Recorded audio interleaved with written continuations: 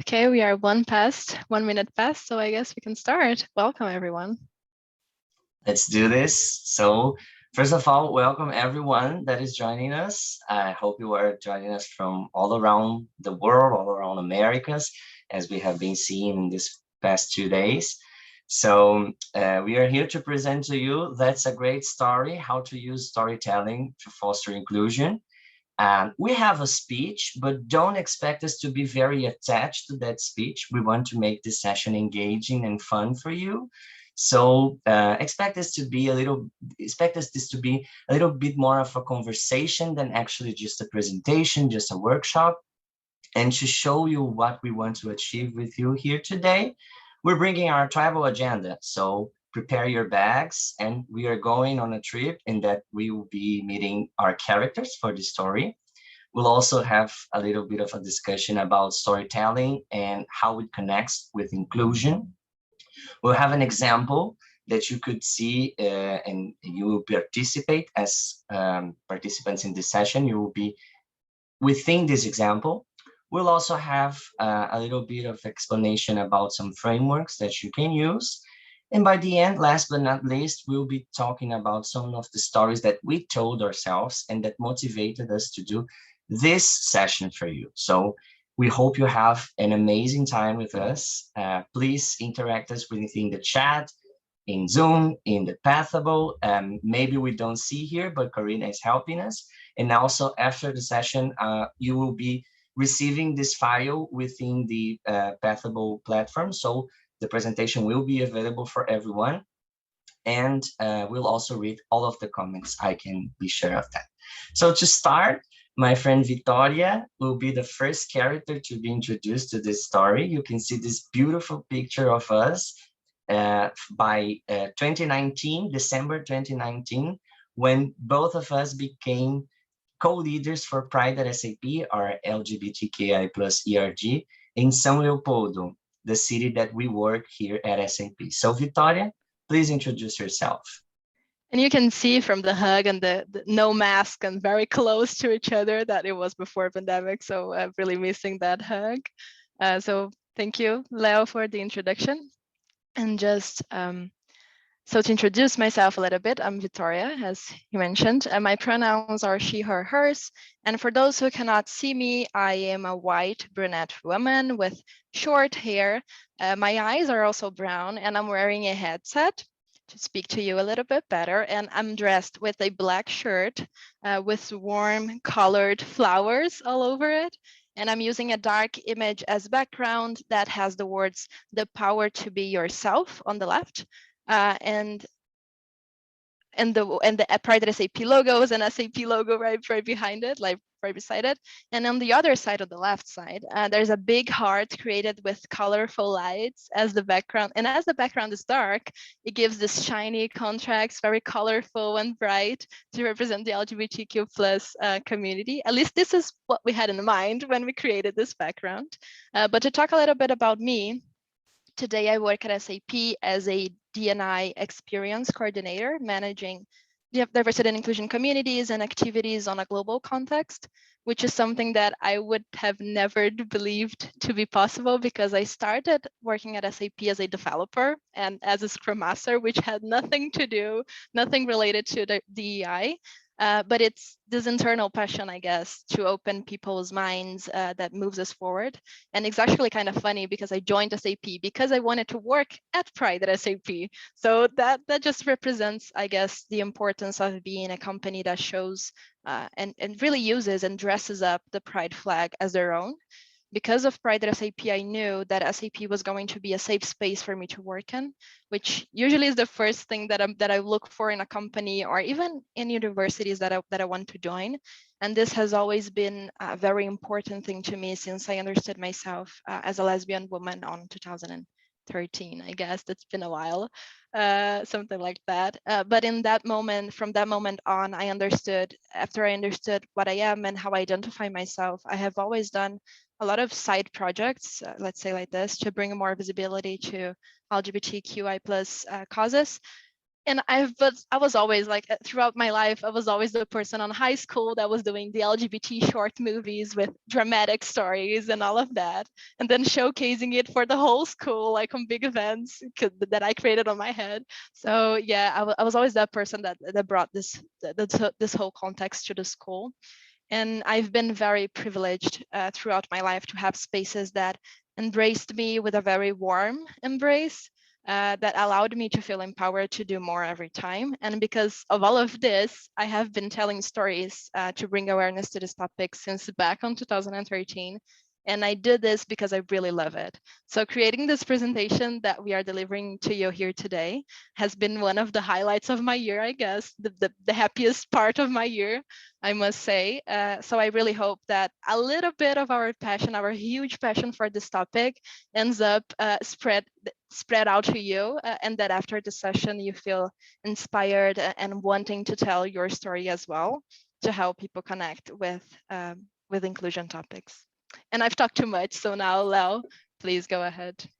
No, I'm very, very happy to say that I feel that we are already very comfortable with this amazing audience sending this love, this great love within the chat. So please go ahead, because Victoria and I, we are extremely happy to be delivering this session. So yeah, let's do this. So my name is Leonardo, but you can call me Leo, please, or Leo in English. My pronouns are he, him, his, and for those who cannot see me, I am a white cisgender man with blonde hair, with a bird, not too big bird, but a bird, green eyes. I'm using the same background as Victoria, so the power to be yourself. And I'm using a shirt that contains Raptor, the dinosaur from Rugrats. So if you know Rugrats, you may be remembering Raptor. So I love this. I used to love this when I was a child. I still love it, so I'm using it. And the idea here is to talk about a little bit of ourselves. So differently from Victoria, I didn't join SAP because of Pride SAP, because I didn't know about it. Today, I am a customer success manager as my day job. And as my day job, I was co-leading Pride SAP along with Victoria, but now I am leading diversity and inclusion activities at our location in São Leopoldo, southern Brazil. So it's very nice to have this opportunity here. And as I was saying, my previous employers were not very connected to diversity and inclusion. So I've had some bad times, not directly to me, but I've had some bad times regarding prejudice and people saying terrible things. And so those things made me look for other employers. And when I got to know SAP, when I first joined SAP, I was very nervous if I could be a part of Pride at SAP or not, because I didn't see if that could be right, if it's something that would be well seen by my manager, by my colleagues. And as the time went by, I was very happy to be a part of the group. So I joined SAP and I joined the group in 2015. It's been 6 years, almost 7 now. And it's an amazing journey. This is life-changing for me. I am not the person that I would not be the person that I am today if I hadn't had the chance to be in Pride at SAP, to build the confidence of loving who I am. So this is very important for me. And we started becoming co-leaders and engaging with activities because we got so much from Pride at SAP and we wanted to give back. Wanted to give back for other peers in the company so that they feel comfortable as well, so that SAP is a more inclusive place for everyone. And as Victoria said, we are both privileged for being white, for being cisgender, and we are in the LGBTQI plus community, so we feel some struggles. And it was very easy for us to connect with other types of diversity. And yeah, this is my story, a bit of my story. But we want to tell you a bit of stories, a lot of stories. So let's get this going on. And we will be first talking about storytelling. So what is storytelling, if we think? So the name says storytelling is telling a story. So it's the activity of writing, telling a story, reading stories, and this could be done by any way, you know, it could be a book, it could be a movie, it could be a series. So many art forms are connected to this. You can think, for example, of the music that we were listening. You may be thinking, why were we listening to Avril Lavigne Skater Boy like in 2021? So I can tell you this is my fault because I was a lover of the song when I was like 10 years old. And I used to watch MTV all the time when I was a child becoming a teenager. And this song, Skater Boy, is like the first song that I remember that told me a really good story. So like this girl that really liked this boy. He was a skater boy. He had a lot of style, but her friends were like, "Oh no, you can't be with him." And then he becomes this very big star, and she rejected him. So now he rejects her, and this is like the first message I got as a 10-year-old was like, I need to value everyone because everyone has good skills, everyone has their talents, everyone has their personality, and no one should be feeling like down. I can't treat anyone bad because everyone, at some point, everyone will have the opportunity to be themselves. So it was a very good story that I got from there. And this is about storytelling. And if I ask you, I'm seeing a lot of people telling here that was also touched by the song, but many other songs and books and movies also touch and also influence and also inspire us. And there's a lot of them recently, a bit more in terms of LGBTQI plus inclusion.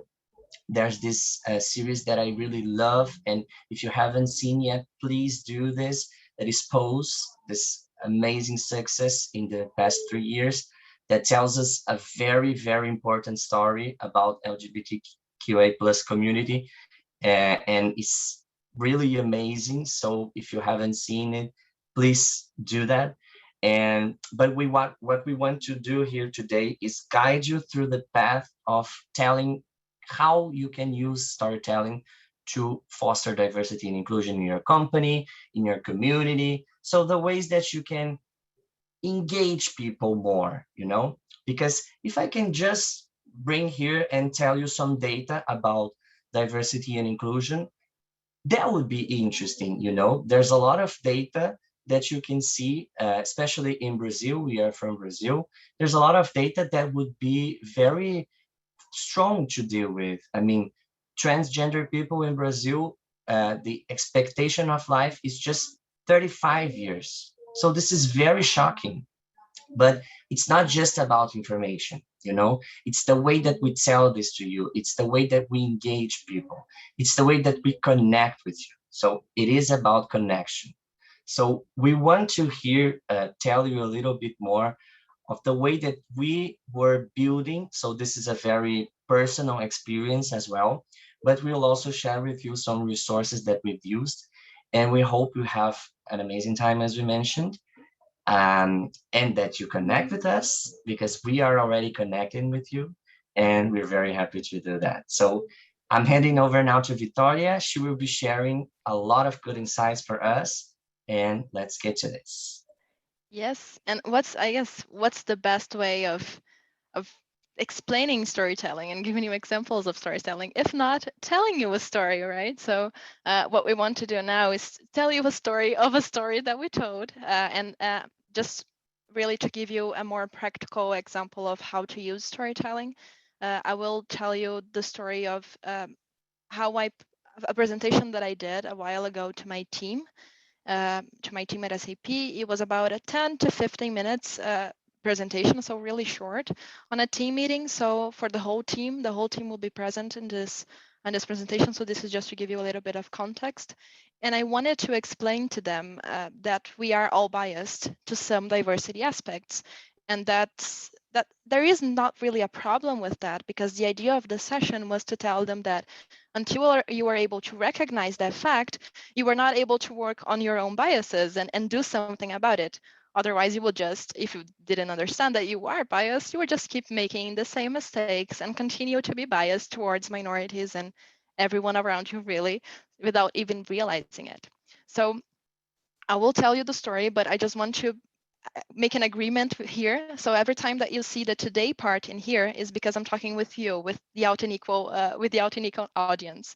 And when you see the past sign in here is because I'm talking with my former team, with my team back in the past. So I'll tell you how I told exactly what I told them. And then when you see the today part is because I'm talking with you. So one thing that I want you to understand that you pay attention throughout the stories is three main points, three main stories that I'm going to tell. The first one is about vulnerability. The second one is about a feedback story that I told. And the third one is a visualization exercise that also tells a story. So three parts that I want you to pay attention, okay? Okay, so what I did was, so let's go back to my team back in the past.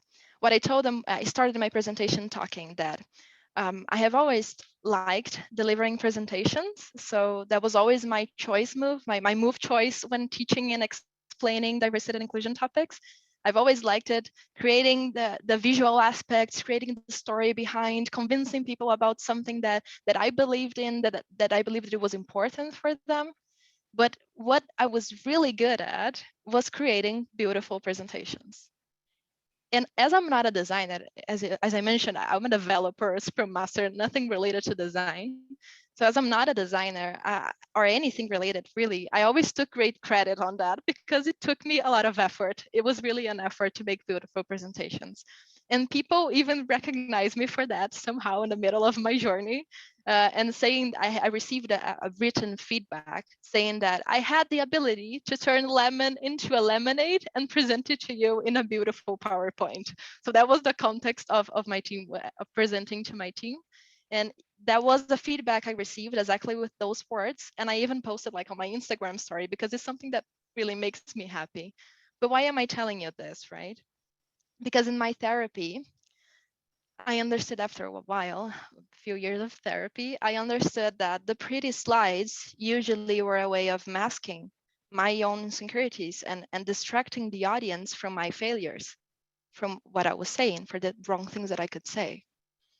So for that presentation on my team, I decided that I was not going to use any pretty or colorful slides.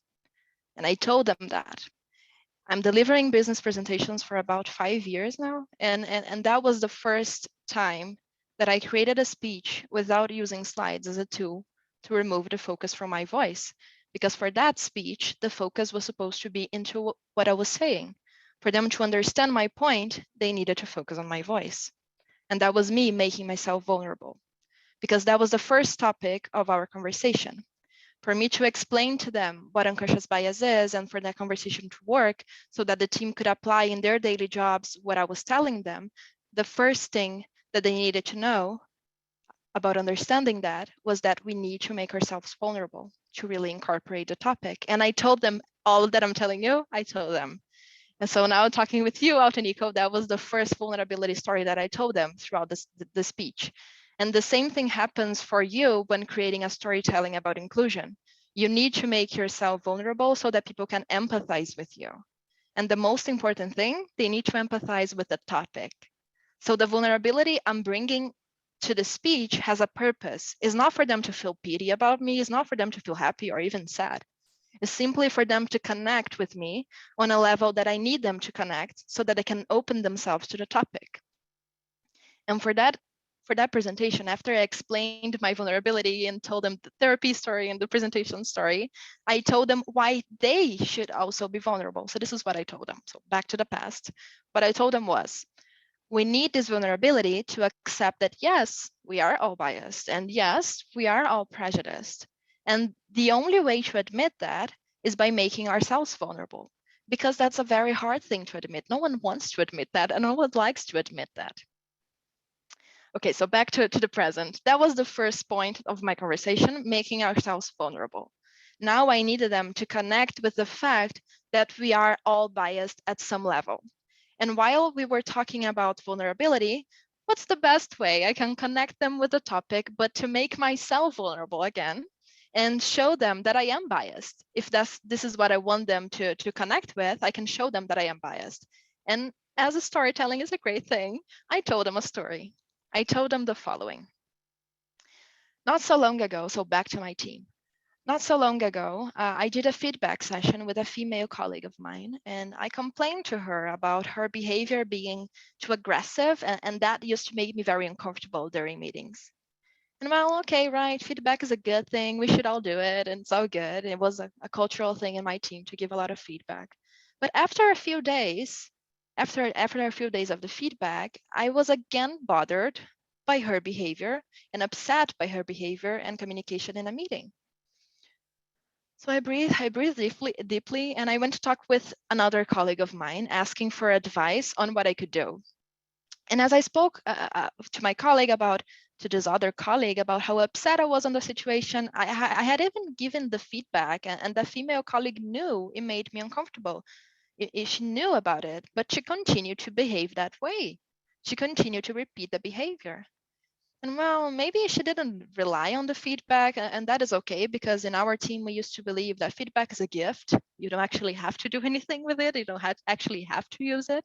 But that was not the point. While talking with this other colleague of mine, she questioned me the following, and I never forgot. I remember her facial expression even. She talked with me and she questioned me and said, "But you also complained a lot about that other male colleague of ours. Did you also give him the feedback?" And then I just froze. And I remember that I froze to death.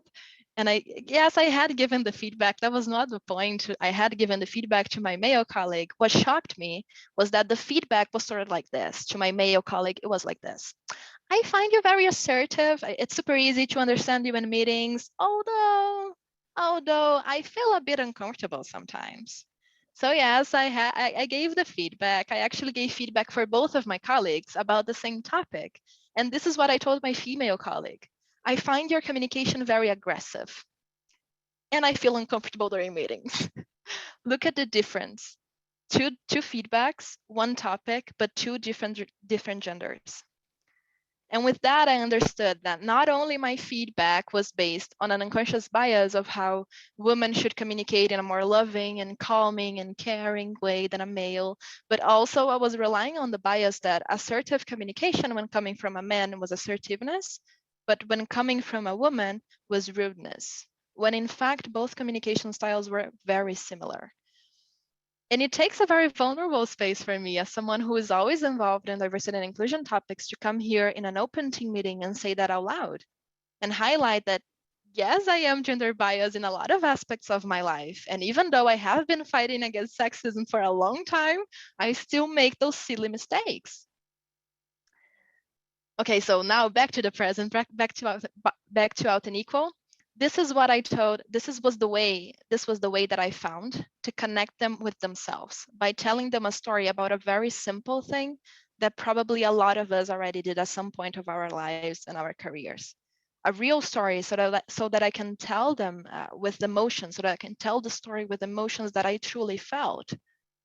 It's easier to tell a story that caused you emotional attachments because you can relieve that emotions while telling it, and people connect better with emotions and explanations. They connect with you better when you're showing emotions.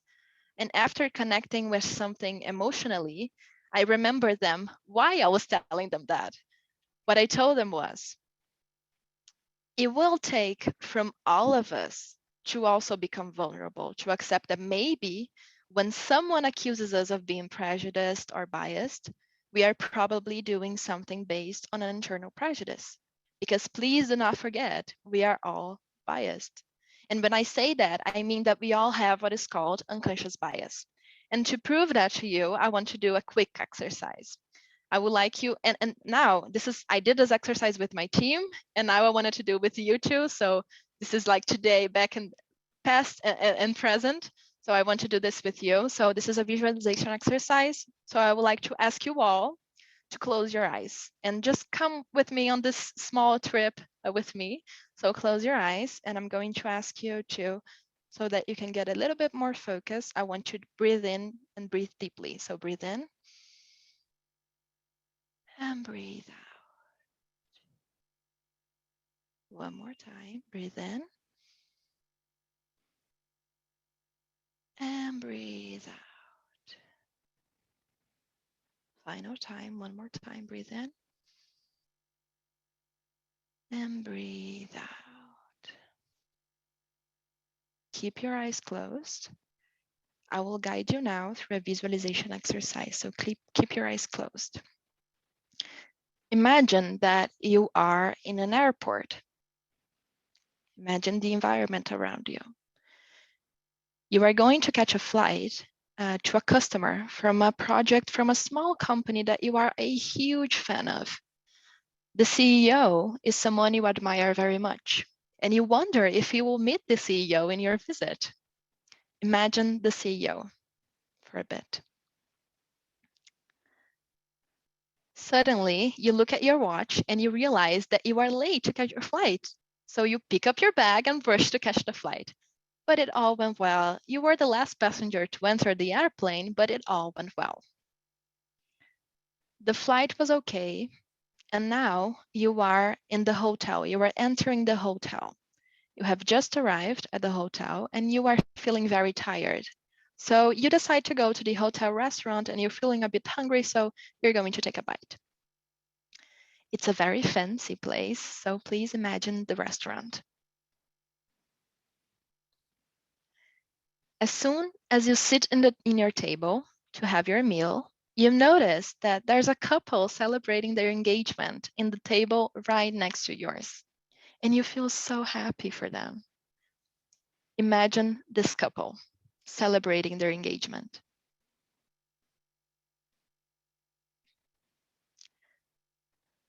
On the next day, you are in your new customer's company and you're about to enter the room to meet the CEO.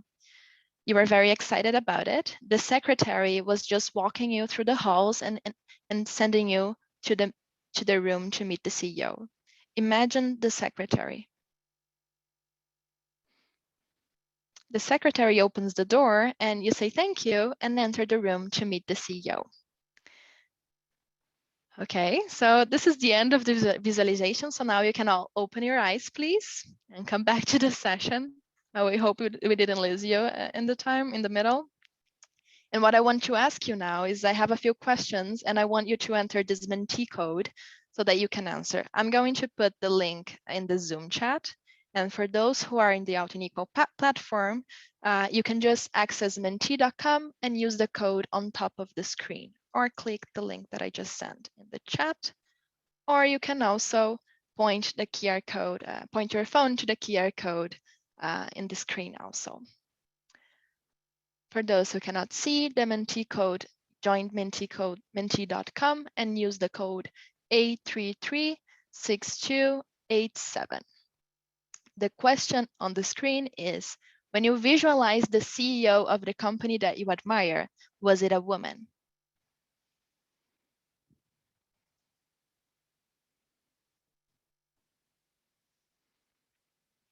Almost half and half. There's feel a lot of people joining, voting, so let's wait a bit. That is so nice.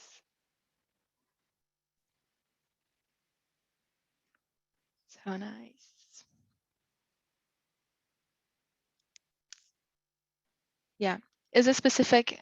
We are not asking you to say what you imagine. I just saw a comment in the chat of saying I need an option for it. It was a figure, not sex assigned, but we are just asking you if it was a woman, not exactly what you imagine. So it doesn't really resign on what it was, just if it was a woman itself. So you can just to guide you on how to answer. Hope that helps. Yep. Good. So we have 120 people. That's okay. Now we have I have a second question for you. When you visualize the couple in the hotel, was it a homosexual couple? So 2 men or 2 women?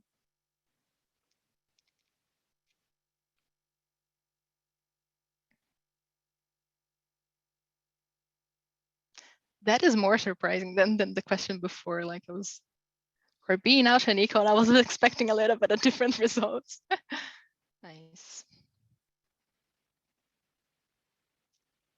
Good, and 110. Good. And as we had the same number of results than before, I'm just going to move to the next question. Final one, I swear. Let's go. Third question and last one. When you visualize the secretary that opened the door, was he an old man?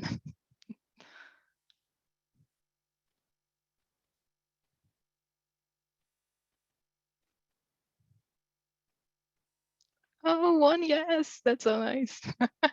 Two. Good. Perfect. Now that we have almost the 100 and almost 17 results was what we were getting, I'm just going to go back to the presentation. Usually when we do this, usually I've done this visualization exercise along in a lot of sessions, and it depends a lot on the public. So if I'm talking with a technical team on a development team that is usually male, cisgender, straight, and all of that, usually the first question of the CEO is never a woman. So depending on the public, and this is a point that we wanted to discuss that I discussed in the team, depending on the topic that we are bringing to the team, it changes the visualization. So this is why I was surprised on the homosexual couple and the hotel, because since this is a out and equal context, it will be more reliable than not being a homosexual couple. But again, it wasn't a question for non-binary and all of that, including non-binary and the visualization question. So yeah, maybe that was also a point. But the final one for this, for the old man, this is something very important also. But what I explained to them, so I just wanted to highlight that it depends a lot on the public, and this is a really nice proof of the context that I was explaining to the team. So the exercise actually, so what I told my team after I did the visualization exercise was, this exercise is actually from inspired and adapted a little bit from Valerie Alexander's TED Talk. And when I did a visualization, I didn't raise my hand to any of the questions. And it's fine, because our brain creates these images based on what is familiar to us. Unconscious bias is this automatic response that our brain has that is based on the experiences we have during life, what we heard growing up, in the media, in books, in movies, and in overall. Unconscious bias comes from these impressions that we accomplish throughout our life. And there is nothing wrong with that in particular. The only important thing to notice and to understand here is that these impressions not always correspond to the universal truth, rarely correspond to the universal truth, especially when we are talking about minorities and subrepresented groups. And another important thing to understand is how much our actions are constructed based on this unconscious bias. Like if you have a workspace with 20 employees where all of them are white men and you have an open position, is more likely that you would hire another white man, cisgender man, than a female Black colleague, for example.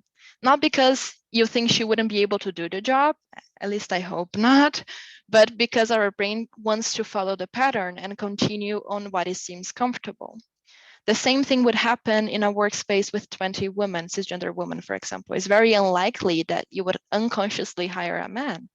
And this is the problem with unconscious bias. As we are not aware of it, these impressions don't reflect and stay only in our thoughts.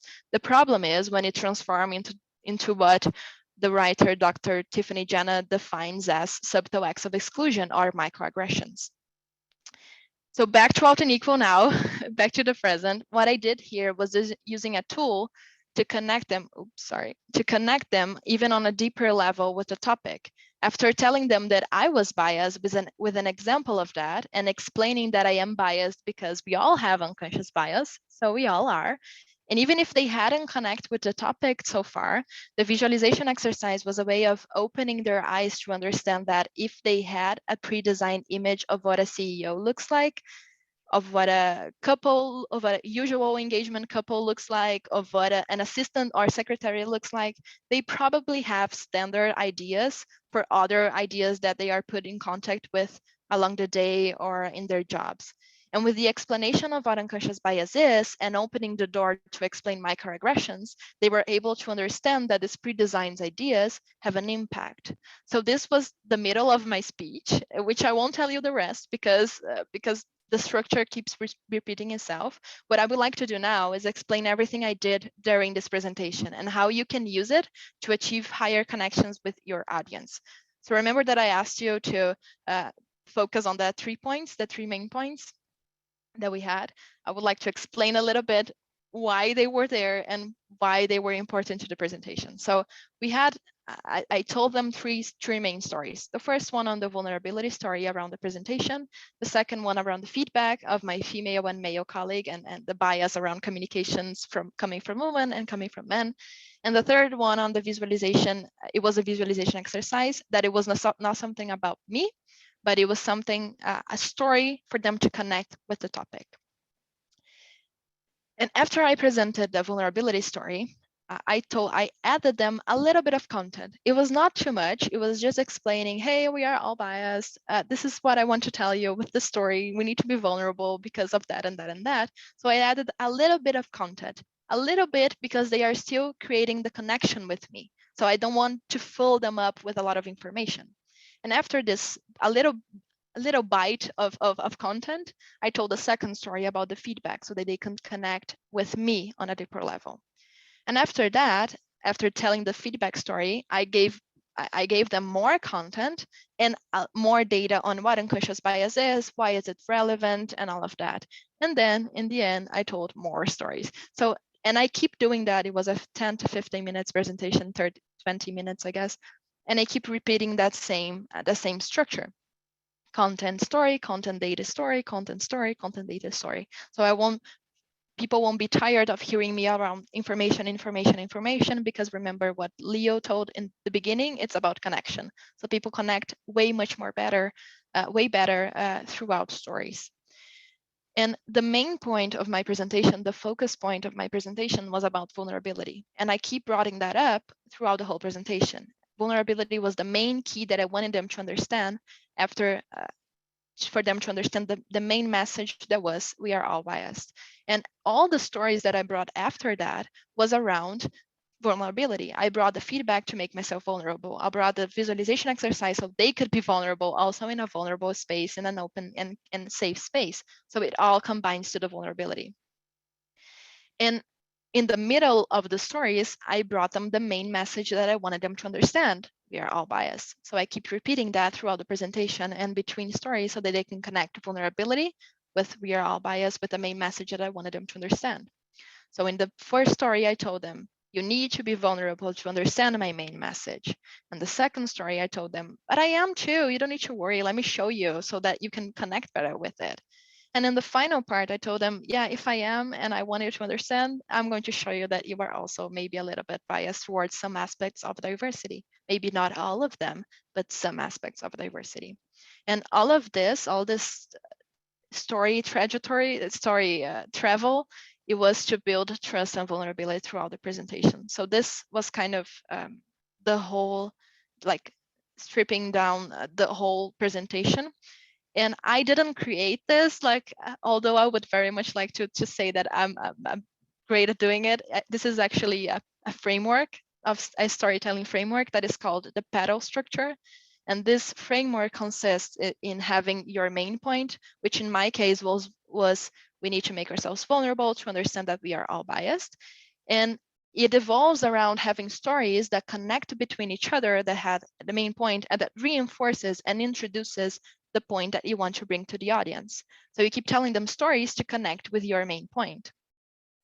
And a lot of people use it. And I think this is a great framework to tell stories. And one people that used this framework very well is Simon Sinek on his presentation on how great leaders inspire action. So this is just one example that you can go to strip down all the information and use it.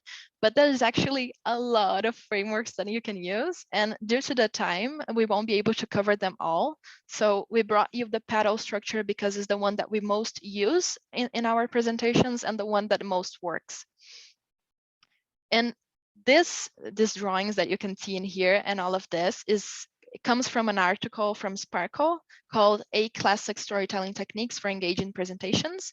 And we are going to send you the link in the material after the session so you can also access, because in this article, they have the explanation of the framework and a video for you to watch. And usually there's a lot of diversity videos, TED Talks usually, that is very easy to connect with and get inspired to do more and create new storytellings.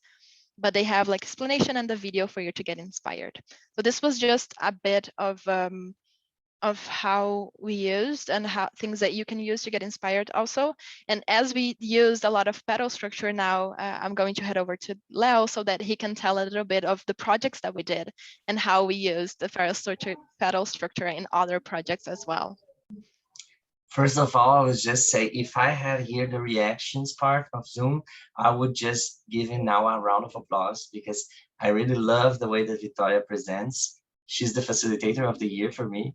And it's really great because this session that you just had was a session that she herself delivered and she herself built upon the article from Dr. Jana. So it's really amazing. It's really powerful. And it's the moment that we all say a round of applause for Victoria because she is simply amazing. And I am a bit, how can I say, I love working with Victoria, so I'm always bringing her up, and I couldn't lose this moment to do it so right now. So yeah, let's talk a little bit more about the stories that we told ourselves and that motivated us to bring to you the session, and in a very open way, in a very honest way. So if you're seeing, we are not like just reading, we are just passing through a lot of experiences that we have, but in a structured way, and also sharing with you how we did that. So we have here two beautiful photos from ourselves. The one is from 27 and the another one is from 2020. It's actually from December 2019. So don't worry, we were not in a pandemic so far.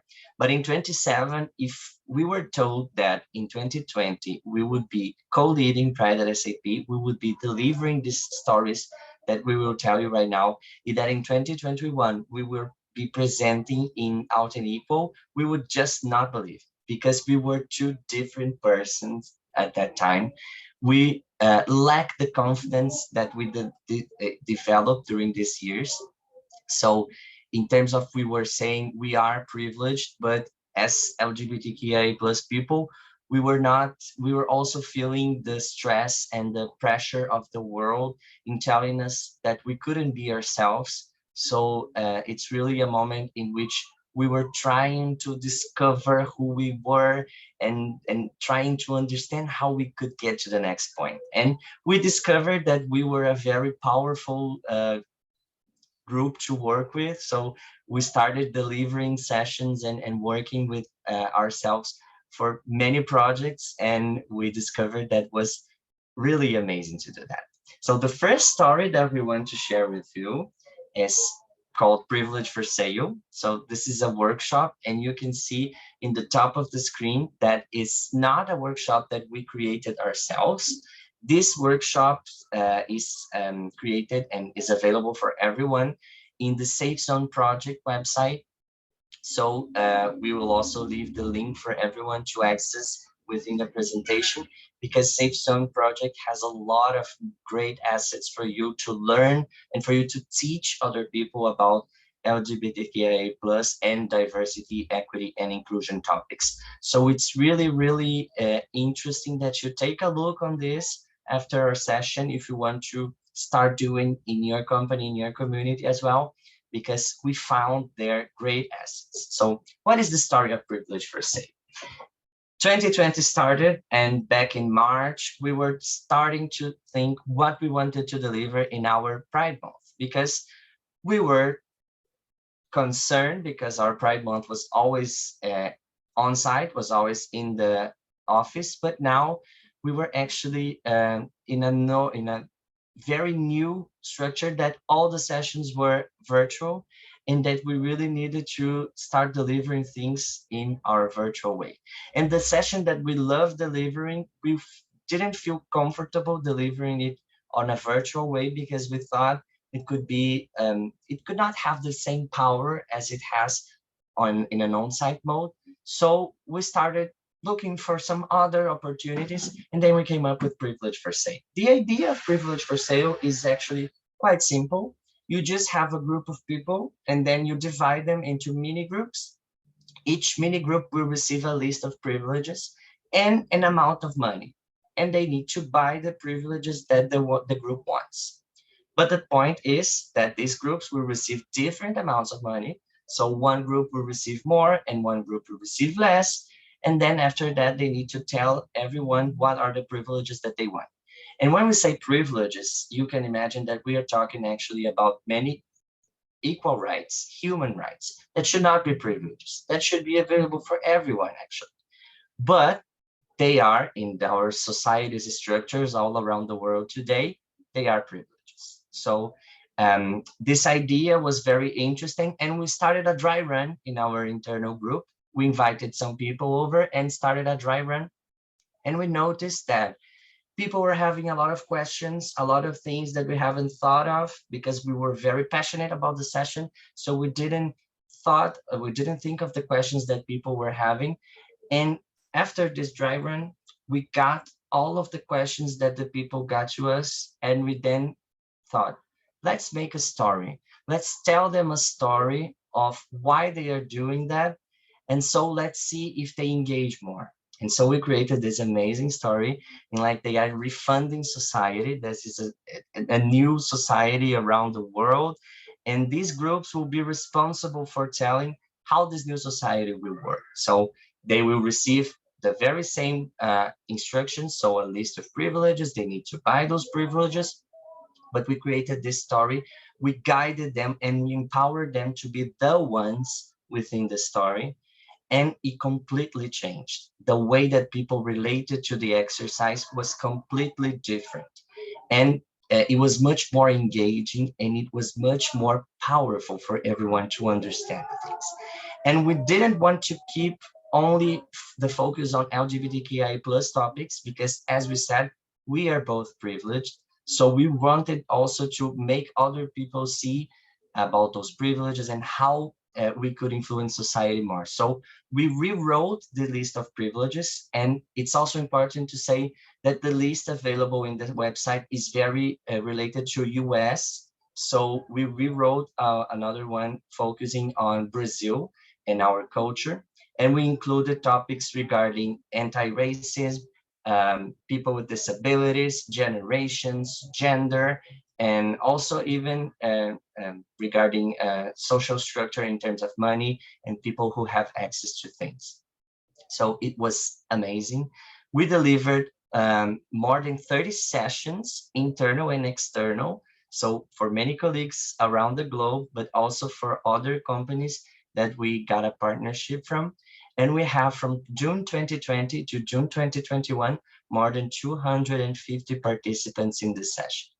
And it was simply amazing for us that we limited. So it's very important to say also, because we wanted to create a safe environment for everyone, but also an environment where everyone could engage more. So we had a limit of 20 or 25 people per session. So it was really great to see how this was happening.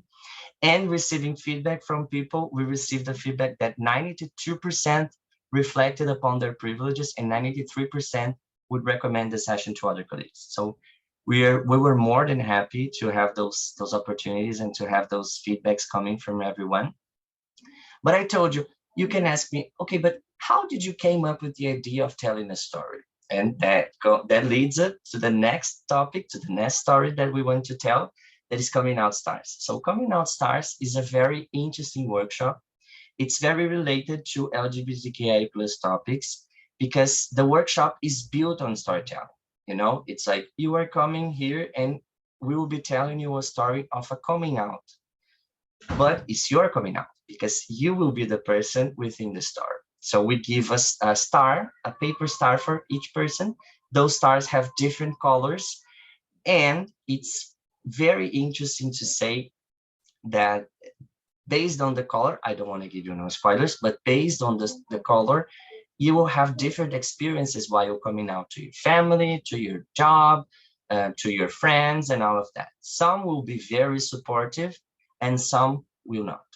And we'll also have people in the middle. And I could relate to that a lot because I received kind of support. I didn't receive support in some areas, and I received support in other ones when I was coming out. So when we were facilitating the session, we were trying to make sure that everyone could understand that each experience is individual, but we could relate to many experiences in that room. And this was a session that really, really needs a safe space. And it's very, very important to say that because emotions may be expressed. A lot of people in our sessions cried because they could relate to their own stories, or they could relate to a friend's stories, to family stories. And we were there. So this is why we were not comfortable delivering this virtually, because we really weren't there to be supporting people if they need it. So this is very important to say. So please make sure that if you want to deliver Coming Out Stars someday, please make sure that you can create a safe space, that you have a smaller group, that everyone can feel included and can feel confident to share their thoughts, share their emotions if needed. And we delivered more than 20 sessions from 27 to 2019. And I can tell you that this is very interesting exercise to do. But also, last but not least, we have subtle acts of exclusion. This one I will not be telling a lot to you about because you've already had the session. What Victoria showed us in the visualization exercise is the subtle acts of exclusion, the name that we got from the article. So it's very interesting to say that we always have high rates of participants realizing their biases during this exercise. And having a moment for a group discussion within this session is very, very important. Unfortunately, we couldn't get here today, but once you deliver this in your community, in your company, please make sure that you have a moment for groups understanding that they can discuss. And one example is very good. There was this session that we were facilitating. This session had people from many countries, from many different countries, and one person was very resistant to the topic. This person was saying, okay, but I didn't see a woman as a CEO because there are not many. Oh no, but I didn't see a homosexual couple because there was this reason and this reason. And okay, this person was almost in like a denial moment of telling themselves that they were also biased. But what was interesting is due to the group discussion, not me and not Victoria were the ones that made them reflect. The other participants, the ones that were reflecting about their biases, told this person, okay, you are not a bad person due to this. All of us are biased at some level. We were taught in our lives many things that are actually biased. But the topic is we need to understand this. We need to see this if we want to move forward and not having biases in the future, not having biases in our decisions, you know? So this is the main topic. And this group discussion is simply amazing. So it's very, very important to say that. And also this session is a very personalized session based on presenters' experiences. So you were seeing Victoria, she was telling a lot of personal experiences to us. And this is a very different session for example, from a session that I would deliver, because I would search for other sessions, for other stories that I could tell you. My vulnerability stories would be different from Victoria's. So this is a very personalized session and you can build it.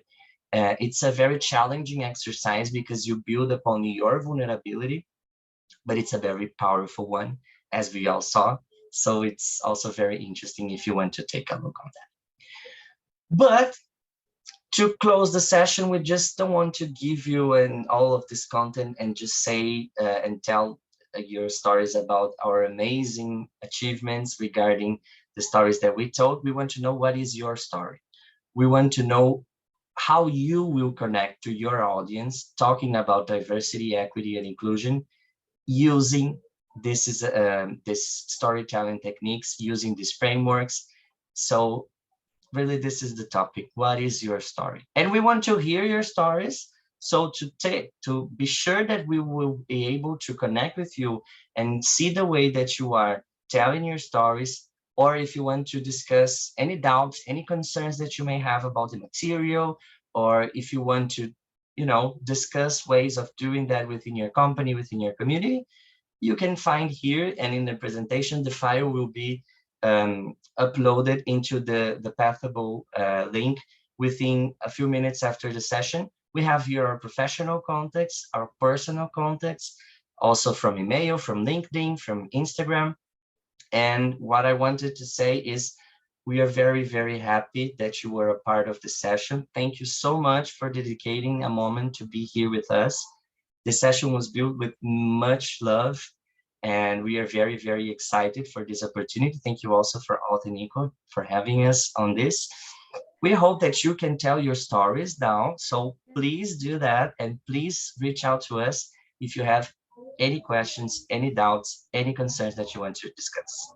And one thing that I need to highlight is that this topic, like creating presentations and storytelling and helping people on that, is the main thing that we most love. As I said, creating this presentation was the highlight of my year, the happiest moment, I guess, because really doing this is something that we really enjoy doing it. So don't hesitate on contacting us after the session. Really, we will love to engage and help you on creating yours or giving feedback even of a presentation that you have.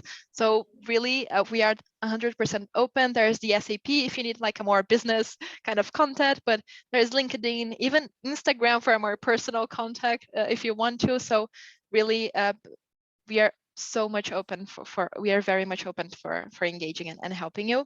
And I saw that there was a question on the links for the materials for the coming out story, for the coming out stars and privilege for sale. In the slides, as you said, like as you saw the click here part on the top of the screen, there's a link there. So after the session, please, if you want to access the materials, just go to the PowerPoint. We will put it in Out and Equal platform, and you can just click it and go directly to the Safe Zone project website and can have it. We hope that was a great story for you. So yeah, as Victoria said, please share in your social media and tag us if you want, but also feel free to reach out to us if you want to discuss any topics here. And from now on, you know all of our stories, so we want to hear yours. Definitely. Thank you so much. And if you have any questions, please just send them in a chat. I guess we can stay here for 1 or 2 minutes or 3 minutes more. But I guess only love this, and thank you. So how good, I believe. Yes, I am actually extremely happy to see the feedbacks. Yeah. So thank you very much for being here. Yep. Great, you. Thank you so much, and have a lovely end of Out and Equal. Thank you. See you in See the you at the future, I closing. hope. Yeah, see you at the closing plenary, but also see you in the future.